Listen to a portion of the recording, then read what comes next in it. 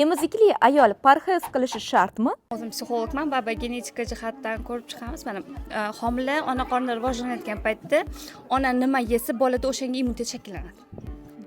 Masalan, aytishim mumkin, misol tariqasida mana men sitrusli mevalar juda ko'p yerdim homiladorlik vaqtimda va shuni kuzatganmanki, bolamda sitrusli mevalarga allergiya kuzatilmagan. Immunitet hosil. Immunitet o'sha hosil bo'lgan.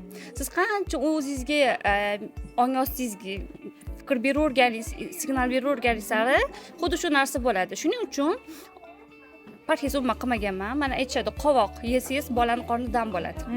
Bo'lgan qovoqli somsa yeganmiz, emizganman, bolam qornidan bo'lgan. Chirillab ozgina yig'lagan, no silab o'tkazganman. Ikkinchisida уже bo'lmadi. O'rganib. Sekin bolada immunitet bo'ladi. Shuning uchun ona homiladorlik vaqtida nima yesa, bolada shunga immunitet shakllanadi. Kam o'zim boshida yeganman, tug'ilganimdan keyin. Undan keyin bolamga 6 oyligidan o'zi ovqat o'zim pishirib berardim. Diyetistlar, kashalar, nimalar bilan o'tganman. Unaqa parhez qilib nima qilmaganman. O'rgatganman deb. Hozir demak maktabda bemalol o'zlashtirishlar yaxshi. Xudoga shukr yaxshi. Birinchi sinfga boradi, o'zi zo'r.